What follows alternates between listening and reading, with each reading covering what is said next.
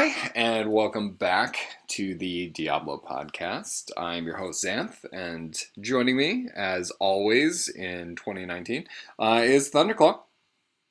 Howdy there. So, Thunderclaww, we're here again on a Tuesday night. I am keeping you awake so that we can talk about Diablo 4. We're not going to solve itemization tonight, however, because our ideas are too great and they need to be held off. No, we're not going to solve itemization tonight because we got Diablo 4 news, which is something that is absolutely insane because we did this we released a podcast on Sunday, really to try and fill the void, thinking there wouldn't be anything, and now we're getting more news about Diablo 4, and this is coming courtesy of David Kim. On System Design in Diablo 4, Part 1, which does sound like a riveting title. And it just felt like it warranted a lot of discussion. Were you surprised to see news coming out today on a Tuesday? Well, we did get that blog post from Luis Barriga last week, I think it was.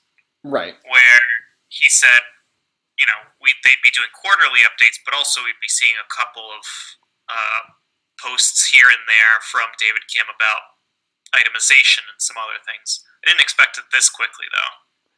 Yeah, I was really quite surprised. I was getting late in the day, just kind of looking through Twitter, and all of a sudden this started to hit my feed, and I was like, "Holy crap, we got to talk about this." So I thought we would just kind of go point by point and highlight a few of our thoughts. So I'm gonna skip the general introduction. It does seem like David Kim is very open to taking a lot of feedback, and obviously engaging with the community, which is awesome. So we start with itemization. We're still working through all the feedback that came in regarding itemization. You're welcome. And we're actively discussing ways to add more depth and complexity to base items, including rares. Ways to add greater variety of item affixes to make those powers interesting and your choices meaningful, and ways to give players more freedom to choose how to customize them. So you can have fun exploring a wide range of effective gameplay possibilities instead of just looking up the optimal build online. I wanted to pause there. Instead of just looking up the optimal build online, does that remind you of anything? Well, honestly, it kind of reminds me of basically every single ARPG out there. Right. And I guess, like, is there anything in the works to ever discourage that? I mean, Diablo 3 has that, Diablo 2 has that, Path of Exile has that, so on and so forth. I don't know how you fix that. I don't think it's possible, right?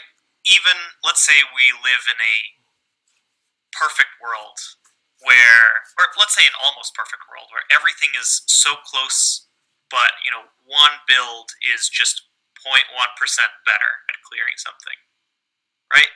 At that point, you have a better build and a worse build, and players are naturally going to stream towards a better build because then you get your more bang for your buck. You are better at clearing content. You get higher keystones, whatever.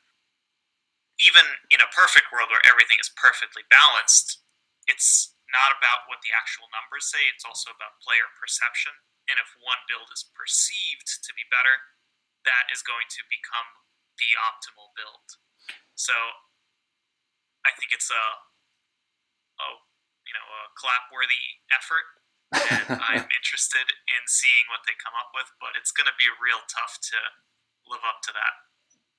Yes, I absolutely. I mean, there's always going to be an optimal build. It depends on what you develop for an end game. Like, there's going to be something that is best, and you're not going to be able to eliminate that. So I don't know how you go about changing it, but I don't know. You're right. It's clapworthy. It's nice to have in there, but I'm not that concerned about it. I think if it's interesting and you can go about changing what becomes optimal and then the game is fresh, I think Path of Exile has a nice system where they do kind of go about changing the meta. then optimal is constantly changing, and I think that in and of itself is refreshing. Yeah, I agree. So whatever they end up doing in terms of seasons, ladders, leagues, whatever they want to call it, that is definitely one way to keep one optimal build from dominating for forever. And I think that leads into well into the first bolded point, which is elective mode in Diablo 4. So it states, and it's a very short paragraph, there's a misconception about Diablo 4, or that Diablo 4 will lock skills to specific slots because the BlizzCon demo user interface. Like many other things in the demo, UI is not final and will support elective mode style skill selection. That feels to me like their answer to the optimal is just if everything is on the table, then there can't truly be optimal because you can always change it. Yeah, it's good to have confirmation of that. You know, we're not locked into having one defensive, one offensive, one super powerful crazy thing. If you want to load up your skill with all super powerful stuff, then go ahead. So yeah, there's that definitely opens up a lot of build variety. I think they'd be shooting themselves in the foot if they just locked it down to just a few 100,000 builds instead of a couple million. Right. But I think it harks back to the optimal build. Like there are certain skills in Diablo 3 that I would never even use past like level 10 or whatever it was. Um, just because you can use it or have the option to use all those skills doesn't necessarily mean they're effective. Like That's true. from my That's perspective, where balancing comes into play, right? yeah, absolutely. I would rather have much more limited selection, but that every selection really matters, than to just be able to willy nilly change everything. And willy nilly is possibly the oldest thing I've said today, so write that down. But overall, like the elective mode carrying over kind of from Diablo 3 isn't too surprising to me. I'm not necessarily opposed to it. I would be very interested to see what it actually looks like. Yeah, the wording on that last sentence here saying skill selection and assignment will always be completely open for all players. That that makes me feel like they're opening it up from right from the beginning, which I thought was something a little counterintuitive in the Diablo 3 version of elective mode, where you had to like know you need to go into the settings in a specific portion of the gameplay settings to open up elective mode. Right. You So I had plenty of friends that I introduced to Diablo 3 that never even thought to change around their skills or, choose two different defensives until I showed them this checkbox in the options. yeah, it was a little harder to figure out at the time. And I'll be curious to see what that looks like. If it is a direct carryover from Diablo 3 or if they're able to put a spin enough on it to really make it their own. Because I've espoused the view before, but I don't like the Diablo 3 skill system. um, it just doesn't. The lack of meaningful choice for me is kind of disheartening, and I really don't want to see Diablo 4 go that route.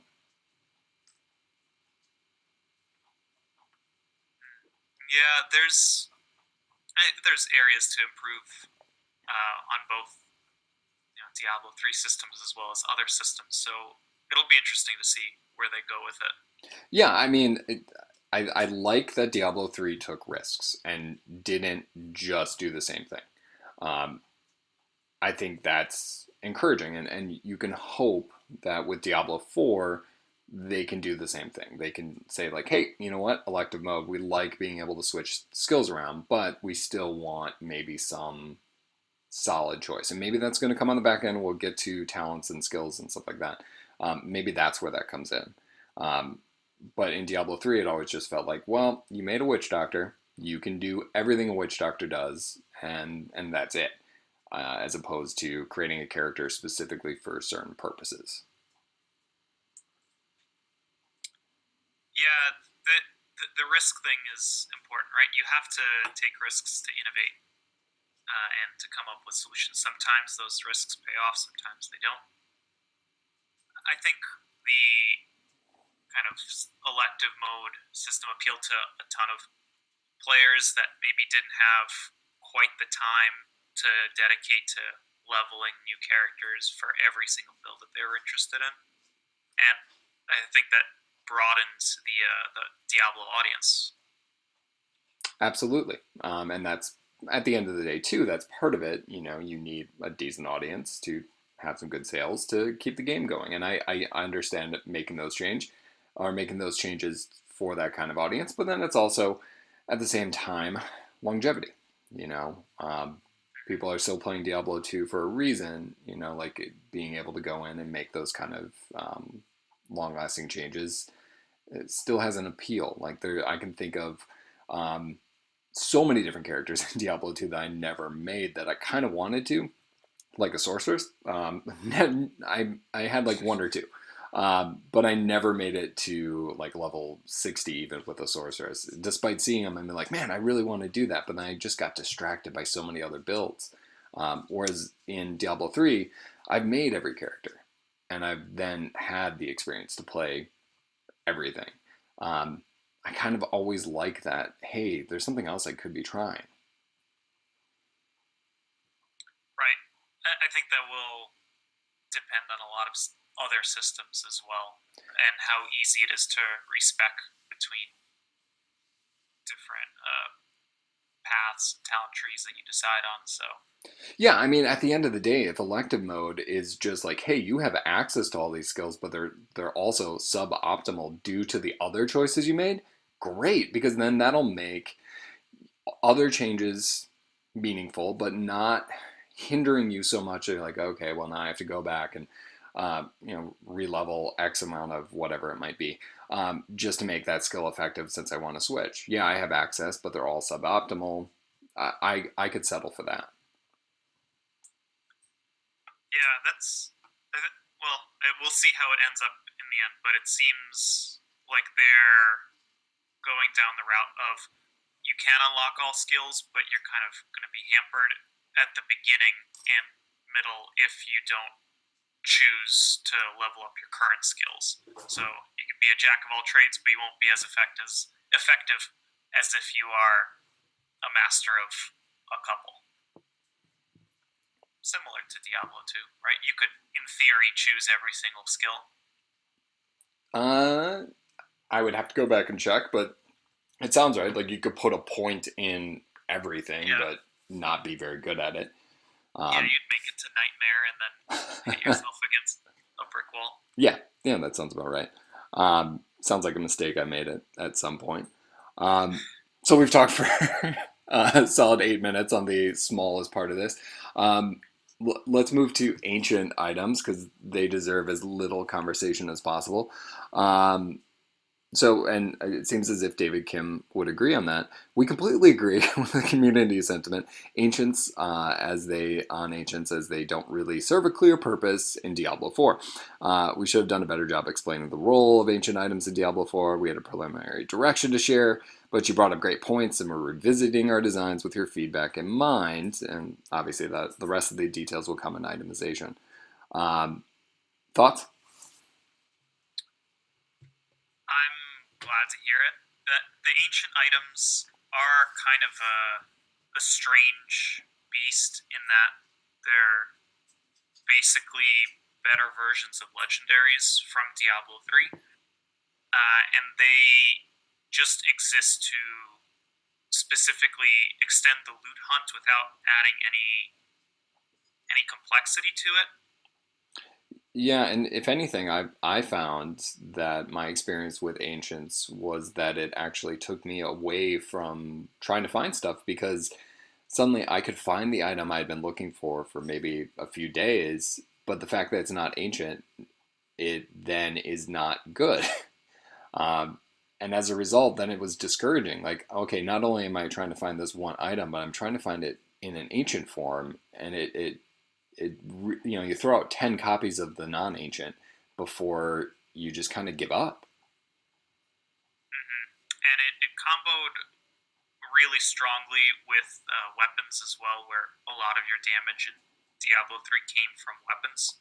Correct. So your progress on the Greater Rift leaderboards or just your ability to clear content was strongly tied to just that one specific item. So if you didn't find your ancient item, ancient weapon early on, then you're kind of held back. And the RNG and luck is going to play a factor in any of these games, but to be so tied to one specific ancient weapon, it kind of hampered a lot of progress for people. Absolutely. So to see them go, I don't feel as if many will shed a tear. So let's bid them adieu and talk about paragons. Let's do it. So probably one of the larger sections here, and we'll go into the other ones, is the endgame progression system. And this is, I would argue, one of the core things that I think Diablo 4 needs to stick to make it work, and if anything, to make it last. Um, so I'm not going to read out the whole thing, but just the start. We haven't decided whether the character leveling and experience system should be finite or infinite. Um, when you read this section, what were the thoughts that you had in regard to kind of endgame? So essentially, the question is: at some point, should you reach a level cap? And expansion packs may extend that level cap, but for the most part, reach a specific power level in terms of skills, or should it continue to improve your character? And I I'm glad they're thinking deeply about this because it is important. Um, I do like having an initial kind of level cap followed by some sort of end game level cap at the end because if I'm going to be playing Diablo for years to come, I want to be able to continue to improve my specific character to higher and higher levels. I want to have something come out of my time playing that specific one. And having too low of a level cap seems counter to what I imagine a great Diablo game would be. But maybe a soft level cap would be an option. So where you get to a specific level, well, the word level no longer means anything to me. And you get to a certain power level, and you can keep making progress, but it's kind of slowed down at that point. Where if you've sunk 100 hours in, and I've sunk 1,000 hours in, it's not an insurmountable difference between the two of us, but there is some clear difference. Yeah, I would wholeheartedly agree with you on that. Like having both a soft and a hard cap. Like if we go to, I'll use Path of Exile as an example, and I feel the need to default to it. 100 is their hard cap, and I have never reached 100. I sincerely doubt I ever will. The highest I've hit is 90, and that felt in it of itself like an accomplishment.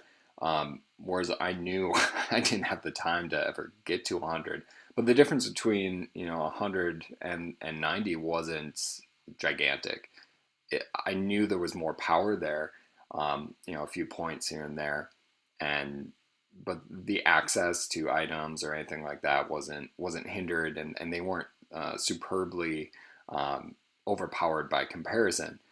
They were a little more powerful, but they also put in a lot more time. I like that concept. Whereas the Paragon system in and of itself in Diablo 3 is frustrating at times.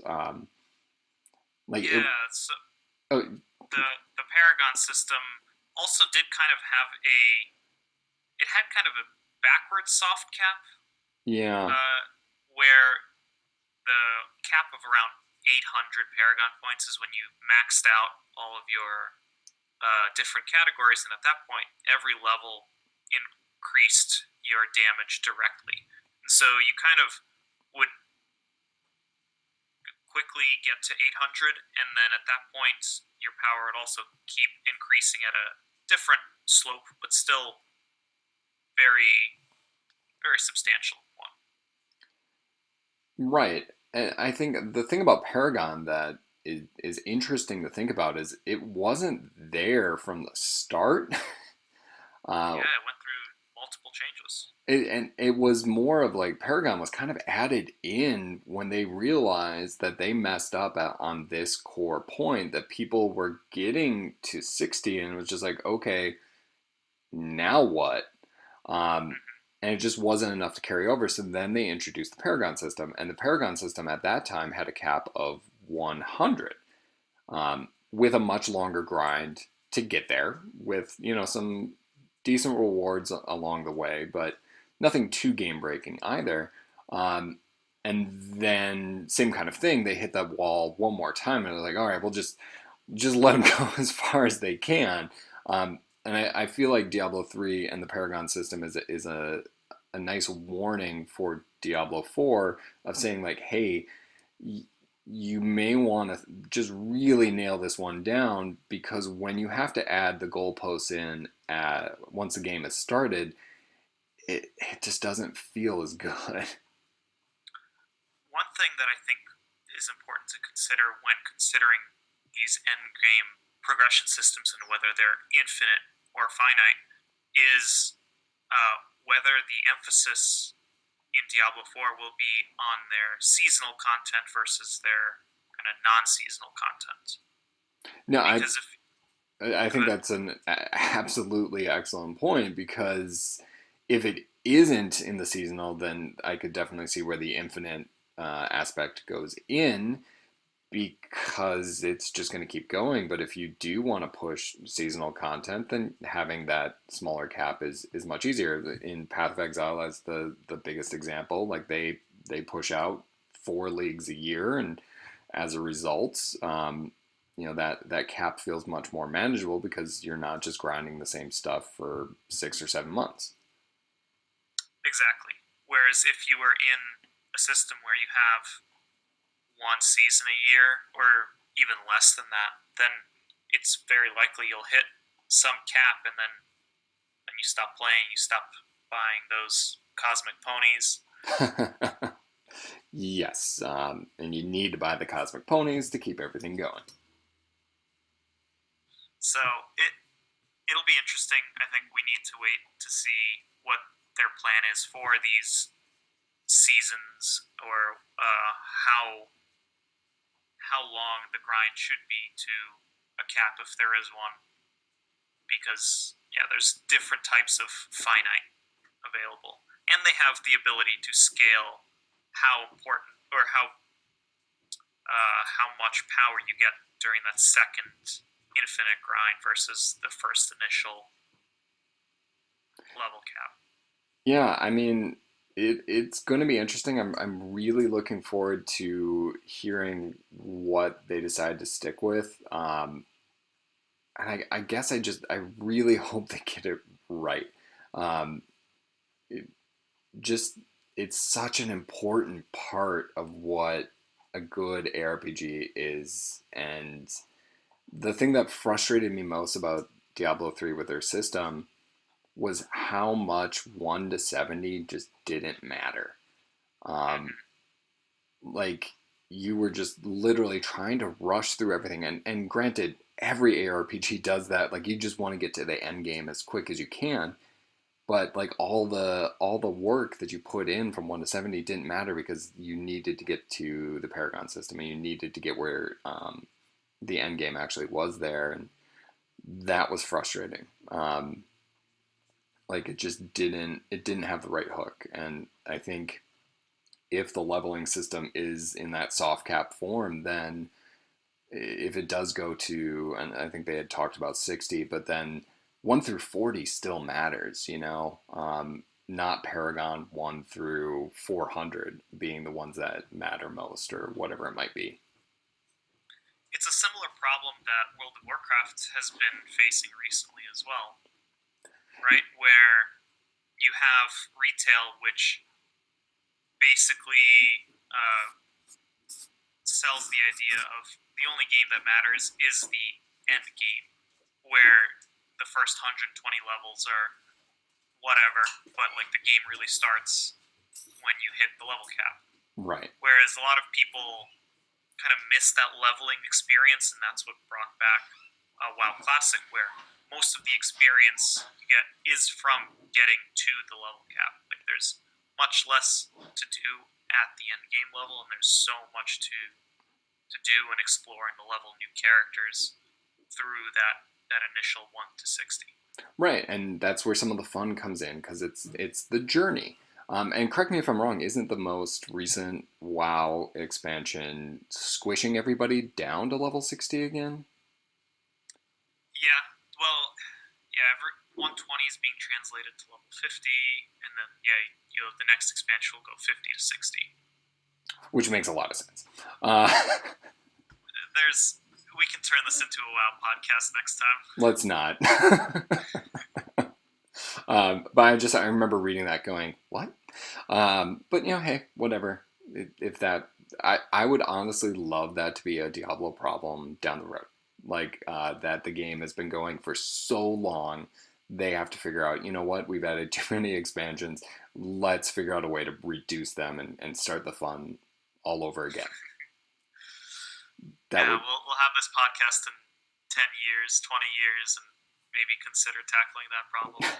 Well, I mean, it's been going now for how long, despite a 2-year hiatus.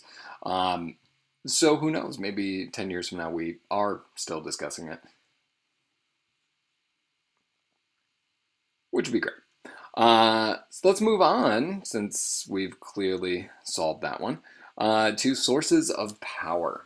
The community has shared many good points on the topic of power sources, and we're reevaluating how much power comes from each source at a given time. However, we want to clarify that in Diablo 4, power doesn't come mostly from items. We want to have a good mix of power sources. Characters get stronger as they level up. Skills have ranks that increase power. Talents provide specific playstyle choices and additional character power. And of course, items grant power in meaningful choices as well.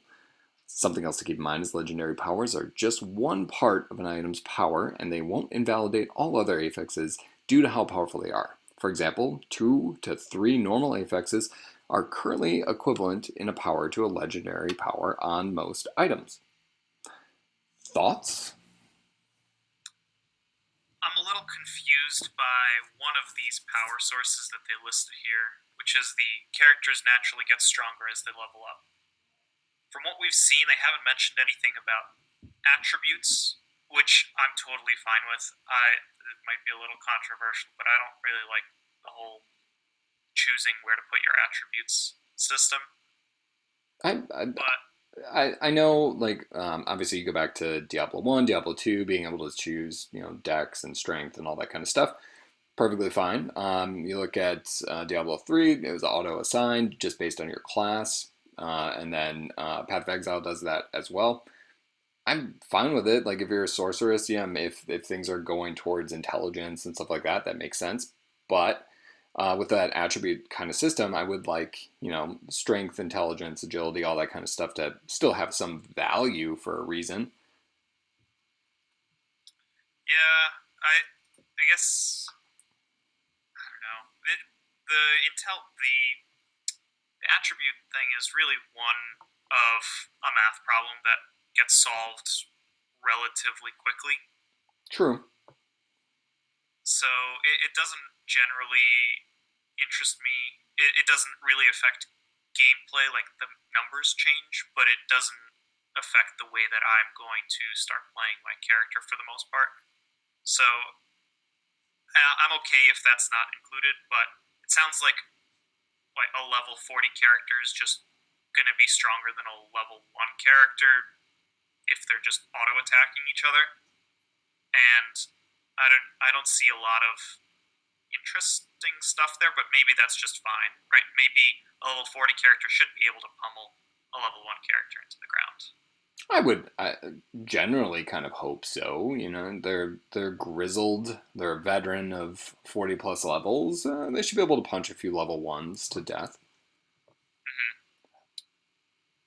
Yeah, and then it'll be good to have skills and the amount of ranks that you put into it play a role rather than just relying on items to provide all of the power.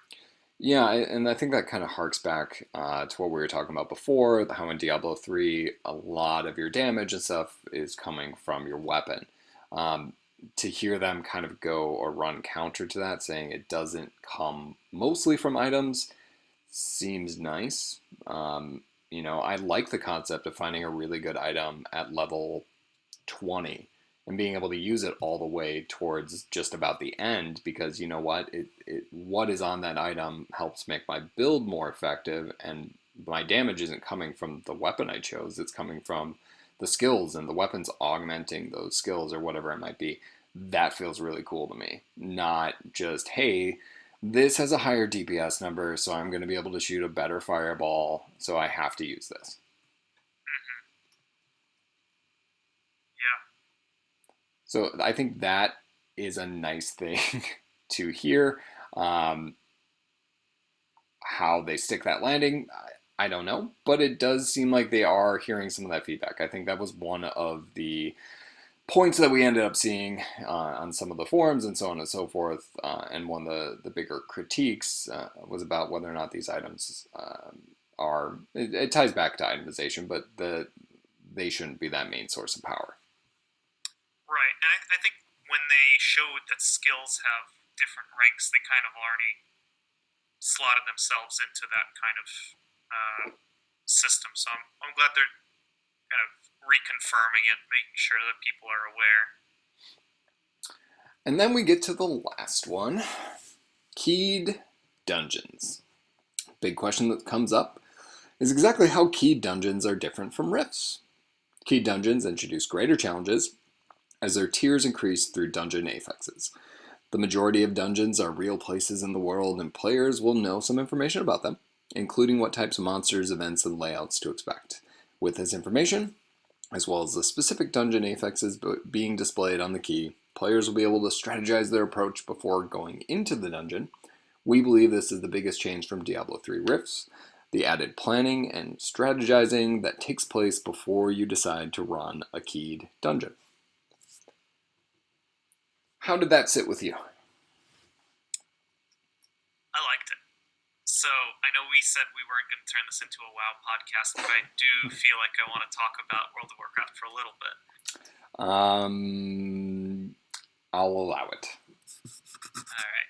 So, not the latest expansion, but the one before, Legion introduced Mythic Plus dungeons, which were kind of the World of Warcraft's take on Greater Rifts from Diablo 3.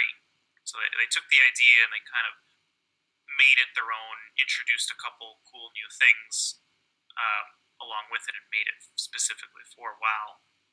And I think these key dungeons are basically the morph back from World of Warcraft into Diablo 4, where they take a lot of the good things that come from the Mythic Plus dungeons and make them something interesting while still keeping the Diablo flavor of them.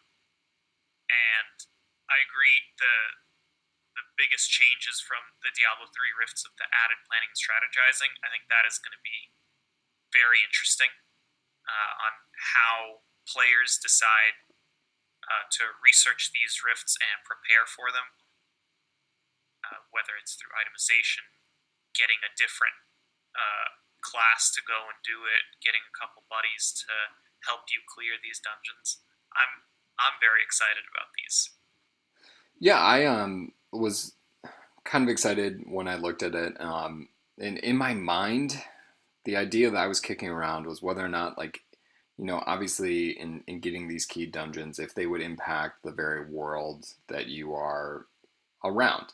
Like, if by creating a dungeon that is heavily focused in lightning damage and I don't know, let's go with thorns or something like that. That the world around it might start to take on those things as well. And so, as a way of also going around and getting loot, that you might be able to craft the open world that you've already been playing in as well. So, like, if you really don't like it, maybe you can change it in some regard. Just playing with that open world thought a little bit of, hey, these key dungeons not only are shaping the dungeon themselves, but are shaping the world that you've been adventuring in, and that going in and conquering them can have an impact as well.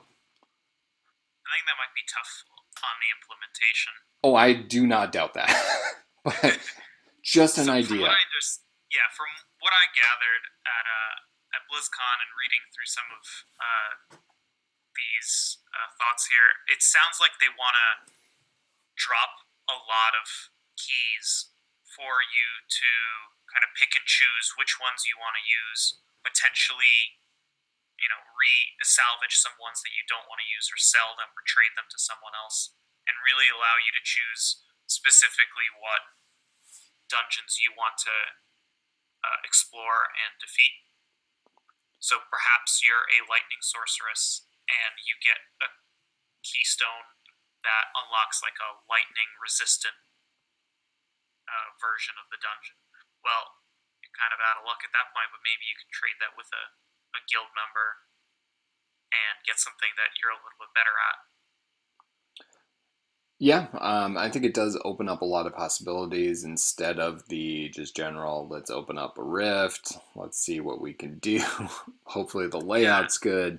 And yeah, maybe that ability to, like, hey, we need somebody who can help mitigate some of this damage. We need somebody who can boost our lightning resist or whatever it is. Really harking back to lightning. Apparently that's on my brain today. Um, but something like that, I think, is would be cool and might encourage that cooperative play that Diablo is kind of about. yeah. It was so much fun with Mythic Pluses to get specific people that had specific abilities, right? If you've got someone that stuns a lot and you're going into some area that has a lot of monsters that have huge wind up attacks, but they can be stunned out of it. Like, wow, maybe you want that specific class to come with you. Yeah, and And if at the end of the day, like, this opens up people who really specialize in certain things, being able to kind of post in different forms or whatever, and be like, hey, I'm really good at stun locking. This is have me come in and help you with these key dungeons or whatever. That'd be kind of cool. That level of specialization. yeah, these are all wild ideas. Hopefully, some of them come in, but at the very least, it'll allow you to plan a little bit more, and it'll take the agency a little bit away from the RNG and place it into the player's hands Yeah, instead of saying, "Oh man, I got those fucking fire mages that kill me every single time in these rifts." You can be like, "No, I'm just never gonna do that dungeon." unless I'm able to find somebody who can help, Yeah, which wouldn't be the worst thing. So that is kind of the bulk of the message. I mean, we're left with, that they want to see our thoughts. Um, and I want I to see us in hell. that as well. But the continuing to share our thoughts, which is great. And honestly, I wasn't expecting to see any real news or anything like that until the start of the new year. So this was a genuine surprise. And it's part one. I know. So that does mean we should be getting part two. I would suspect maybe later this week or possibly next. I don't think later this week, but yeah, maybe next Tuesday, maybe in 2 Tuesdays. Yeah, Who knows? it'll be interesting to see what is up their sleeve. The last little bit, and it was shared out. Did you see the image of Duriel? I've seen a couple images of Duriel. Did you see the gameplay of Duriel in combat, the Maggot King? Oh yes. Thoughts on that? To recap, just a little bit for the listener, um, we see a barbarian fighting Duriel, called the Maggot King, with the emphasis from the development team saying that they want to also kind of draw back to his roots. He's not just the demon of pain, but he's also the Maggot King. So we see him with maggots kind of going all around, and at one point he even swallows the player. Um, and it just seems pretty engrossing and definitely had that old school claustrophobic Diablo 2 Duriel feel to it. Yeah, I think they nailed the feel and the look of Duriel. The I'm excited to see the Maggot King in all his maggoty glory. I personally will be disappointed if you don't walk into his lair and he doesn't immediately stun charge you. Looking for bail. And then, as a hardcore player, if you get lucky, you live. And if not, you start back at Tristram. What did you think about the Duriel kind of swallowing the player for a moment? It really reminded me of the Diablo 3 introduction. In there, if you recall, and we're going back, 10 years, they had these in game animations when the siege monster actually ripped apart a barbarian, and then killed a wizard, I think it was.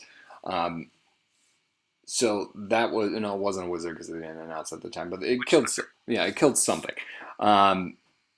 So that was reminiscent a little bit of it, but it also it became very apparent that that's not a I'm gonna kill you move. It's, hey, much like a stun. Don't get in front of them like that, or you'll be caught and you'll probably take some damage, but it's not gonna be an auto death. Yeah, you're right in that it kind of should be treated as a stun. I'm worried a little bit about having too many of those moments where you just lose control of your character for a little while and you can't really do anything. Yeah, when you have too many of them, then it starts to feel cheap. But I do like the concept of, hey, we're gonna choreograph a little bit. You need to figure this fight out, and we're not gonna pull our punches. I like difficult, and I think if that's the case, then boss fights are fun. Like they feel like achievements where. In Diablo 3, especially early on, it really was just like, okay, I'll just stand here and wail on you and I'll be fine. Yeah, yeah. If the bosses really make you run for your life, I'm all for it. I would want to have smoother transitions between phases that don't involve your character being stunned there for a little bit as What yeah, if, the boss evolves or something. Yeah. what if during the stun, they talked to you a little bit? Maybe said that you were being foolish and you won't interrupt their plans. I Because then actually you just have to sit there and listen to it. where does Duriel? I need to take a closer look at Duriel. Does Duriel have a appropriate mouth? Yeah, he does. He could talk to you. Yeah. Okay. I that that's a comment for a completely different podcast on lore and storytelling, which I think is an interesting thing to look at. Obviously, going forward with Diablo 4, but we're not there yet. I think we're at final thoughts. So Thunderclaww, your final thoughts on today's news posting? I like it. I mean, there's really nothing that I didn't enjoy reading here. It's early. There's a lot. It covered a lot of different topics, and it really seems like the developers are listening to the what must be mountains and mountains of feedback that they're receiving. They're not listening to every single person because they can't please everyone, but for the most part, it seems like they are open to changing systems pretty substantially, changing directions of pretty critical systems that are going to be present in Diablo 4. Yeah, I would wholeheartedly agree with you on that. It does. It seems like they're opening or open to listening, open to communicating at a much greater rate than what we saw. I think we all Oh kind of yeah, yeah, we all kind of expected this dormant phase for a little bit, and I do not envy Nihilistus having to scour through all of this, but it does sound like she's putting in the work and they're putting in the work and listening and maybe as a result we're going to get a game that we truly will enjoy for a long time, and I think you're absolutely right. There's no way to please everybody. No matter what, there's going to be a segment of the population that's disappointed, but hopefully through what they're doing, that's a small segment. yeah. I think it's more important than ever in this day and age to be more communicative, as difficult as it might be for developers, right? Because David Kim, I'm sure, didn't sit down to do this on his free time like he did this at work. So, how many legendary items did this blog post cost us? Or how much time really did it cost us? True, and I think you're right in that regard, especially seeing the early state that we're in. But the flip side is when you engage with the community, even in small spurts, that helps build it, I think. Mm-hmm. Yep, So, 100% agreed. so as we close out, as we always do, you've been listening to the Diablo Podcast. I'm joined again by Thunderclaww. Thanks for joining me today. Of course, happy to be here.